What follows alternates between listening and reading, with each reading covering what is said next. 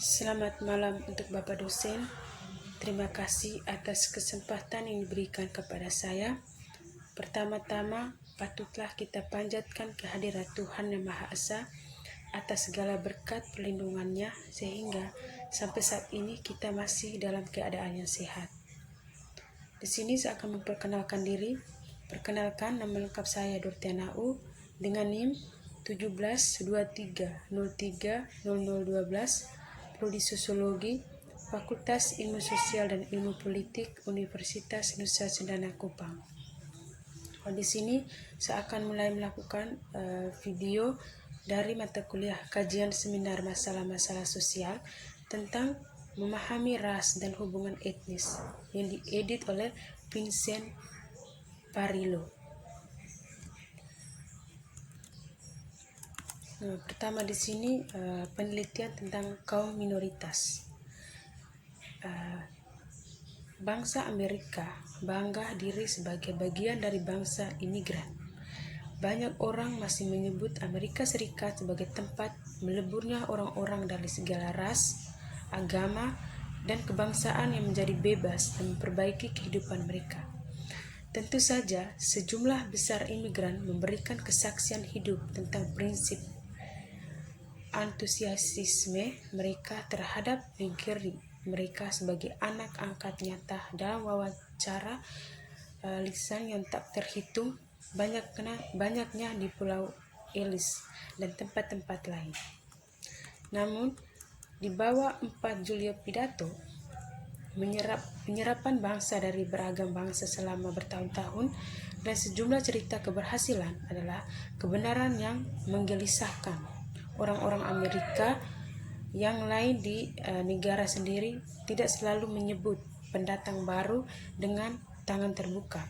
Sebenarnya, mereka seringkali menganggap dengan tindakan diskriminasi yang terang-terangan, mulai dari menghindari kekerasan dan pembunuhan, perilaku yang secara dominan dari kelompok pribumi kulit hitam dan penduduk asli mereka menggambarkan kegigihan, penaklukan, dan ketidaksetaraan yang berurat berakar. Dari masalah-masalah serius yang masih ada dalam sikap terhadap perlakuan yang oleh penduduk asli Amerika dalam keraguan-raguan dan orang kulit hitam secara miskin di ghetto perkotaan dan konsentrasi besar yang di Arab, Asia, Hispanik, dan Muslim Amerika berjuang untuk mendapatkan penerimaan bagi beberapa orang dan menjadi kenyataan bagi orang lain yang menghalangi kesempatan menciptakan mimpi buruk di Amerika.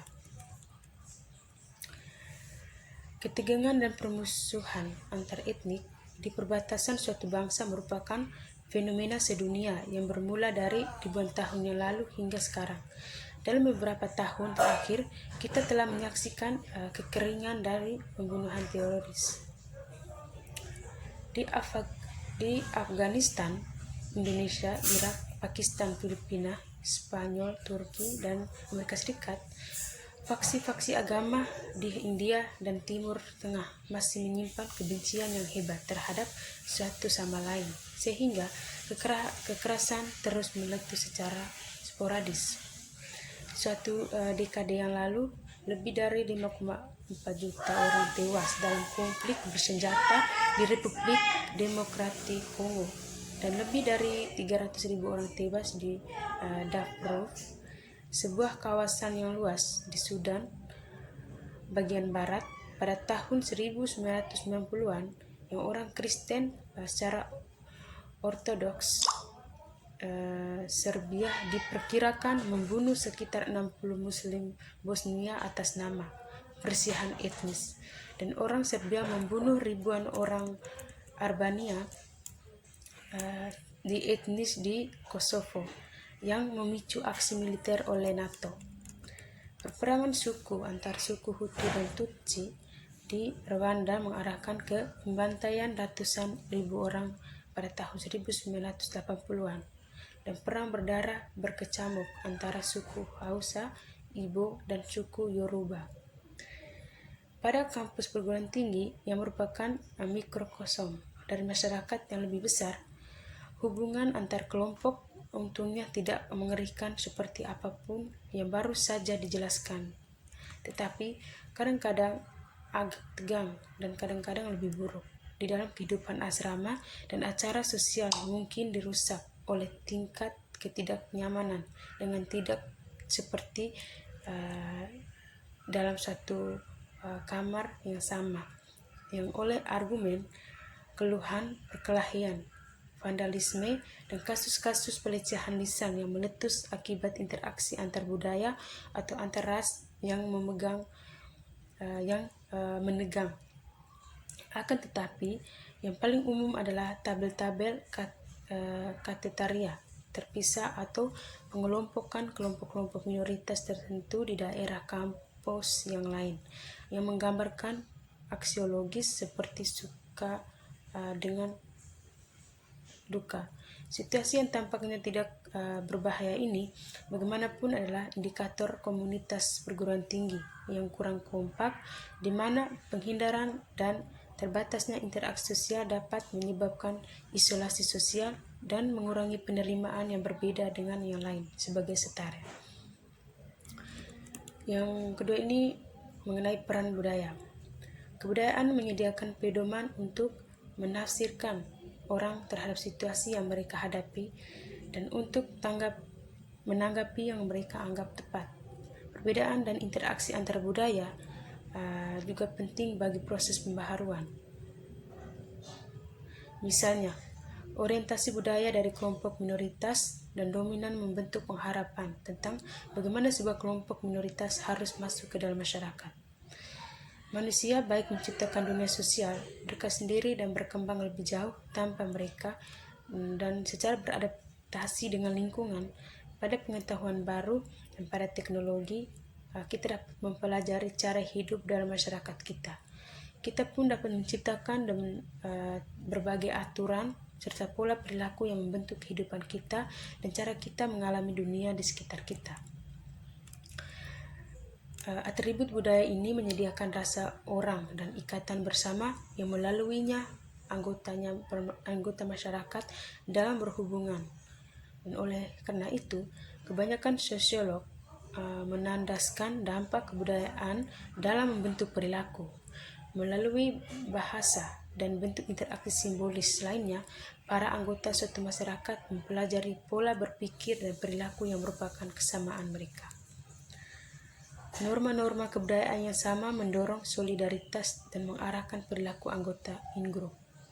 Norma adalah aturan perilaku budaya, diinternalisasi oleh para anggota serta mewujudkan harapan fundamental masyarakat. Melalui norma, anggota in-group atau mayoritas atau minoritas bagaimana beraksi terhadap tindakan anggota out-group yang mengejutkan atau mengganggu mereka atau dengan cara apapun yang bertentangan dengan harapan mereka bersama. Apapun yang bertentangan dengan keadaan normal dipandang negatif atau menyimpang. Komponen penting variasi budaya in-group yang jarang menjadi bagian dari proses akulturasi adalah agama. Agama tidak hanya memiliki kaitan yang kuat dengan pengalaman imigran di Amerika Serikat dan juga dengan upaya perbudakan dan perdamaian Afrika Amerika terhadap penduduk asli Amerika, tetapi juga memiliki banyak agama lainnya serta hubungan dengan prasangka dan konflik sosial.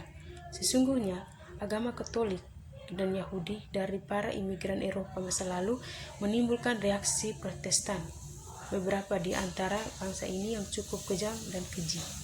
Demikian pula para imigran baru ini yang menganut agama seperti Hinduisme, Islam, Rastafarianisme atau Santeria sering mengalami prasangka dan konflik karena imam mereka. Bahasa dan simbol-simbol lainnya.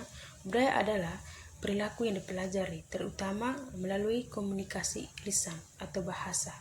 Sebuah kata tidak lebih dari simbol sesuatu yang berdiri untuk sesuatu yang lain. Apakah berwujud atau terwujud, dalamnya ada kejujuran. Kata itu merupakan konsep mental yang didasarkan pada realitas empiris. Kebudayaan yang berbeda, jika Anda membawa obor di Inggris, Anda memegang senter, tidak mendambakan cinta yang hilang. Jika Anda bisa menggunakan LVT, Anda ingin lift, bukan tumpangan atau dorongan untuk semangat Anda.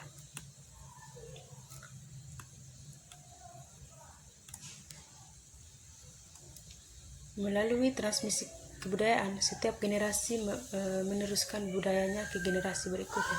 Yang mempelajari definisi budaya itu sejak usia dini. Fakta ini diungkapkan secara dramatis dalam buku besar dan musik Hammerstein Pasifik Selatan.